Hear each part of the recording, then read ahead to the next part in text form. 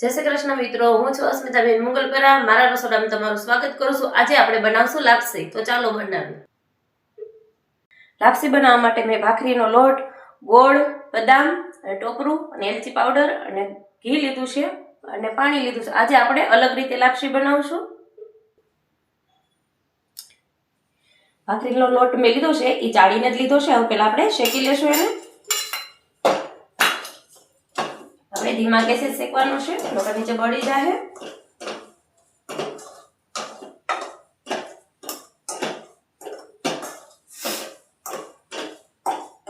આપણે 5 જ મિનિટ માટે આપણે ધીમા ગેસે શેકશું લોટને.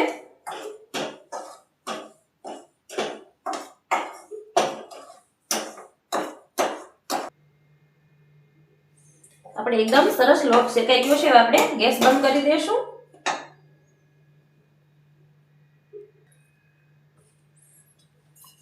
આપણે ભાખરીના લોટનું માપ લીધું હતું, એ જ આપણે પાણીનું માપ લેશું.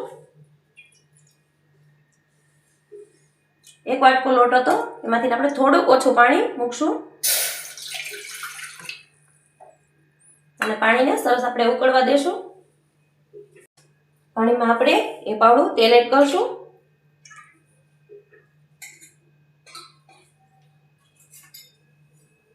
એક ચમચી આપણે ઘી એડ કરશું. અને પાણીને એમને જ ઉકળવા દેવાનું છે. આપણે આમાં ગોળ નથી નાખવાનું. આપણે ગોળ ને ઘીનો પાક લઈને બનાવશું આજે લાપસી. સરસ આપણું પાણી ઉકળી જાય.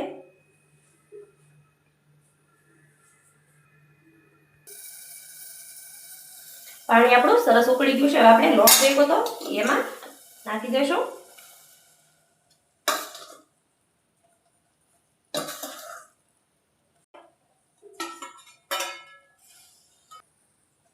આપણે વેણાની મદદથી આવી રીતે ગોળ ગોળ રાઉન્ડ કરી લેશું અંદર.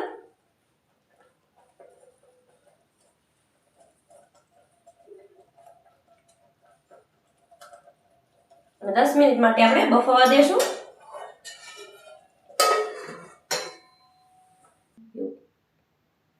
આપણે લાપસી નીચે બેસે નહીં એટલે આપણે લોટી લીધી છે, એની નીચે રાખીને આપણે બફાવા દેશું 10 મિનિટ માટે.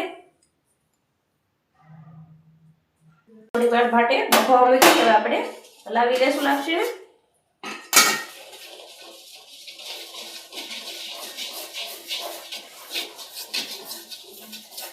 આપણે ઘી ને તેલ નાખ્યું હતું એનાથી એકદમ પછી આપણી લાપસી બનીને તૈયાર થશે અને એકદમ છૂટી થશે.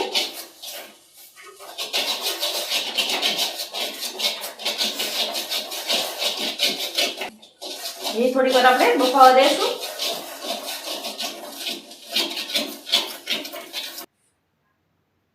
આપણે લાપસી બફાઈ ગઈ છે. આપણે ગેસ બંધ કરી દેશું.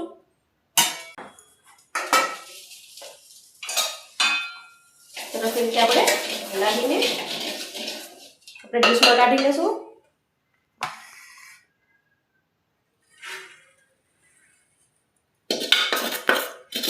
આપણે જરાય ચોઈટી નથી, જોવો તપેલીમાં જોઈ શકો છો.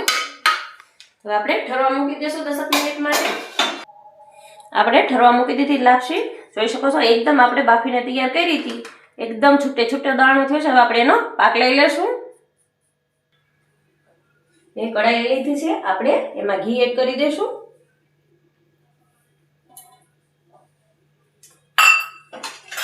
અને 1 વાટકો ગોળ લીધો છે,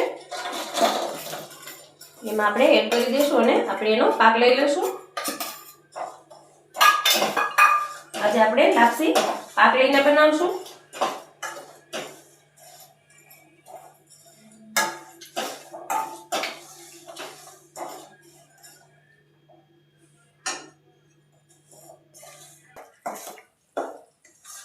હવે આપણે પાક લઈ લેશું. થોડાક વાર આપણે પાક લેવા દઈશું, પછી આપણે લાપસી નાખી દઈશું એમાં.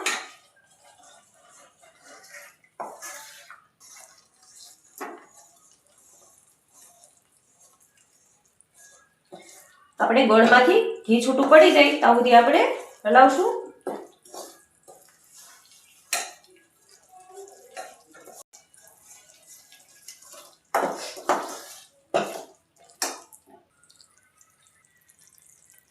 હવે આપણે લાપસી નાખી દઈશું એમાં. હવે સરસ રીતે મિક્સ કરી લેશું. એકવાર આવી રીતે જરૂરથી બનાવજો લાપસી, ખાવાની ખૂબ જ મજા આવશે અને ટેસ્ટમાં ખૂબ જ સરસ લાગશે.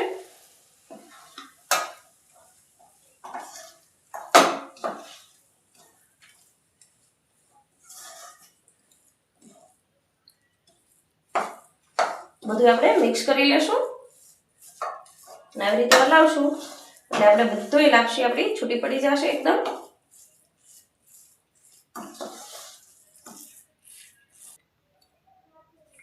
આપણે બદામના ટુકડા એડ કરી દઈશું,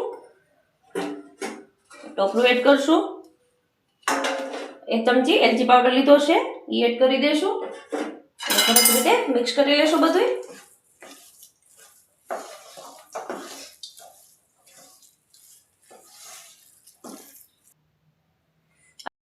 આપણી લાપસી બનીને તૈયાર થઈ ગઈ છે એકદમ છૂટી.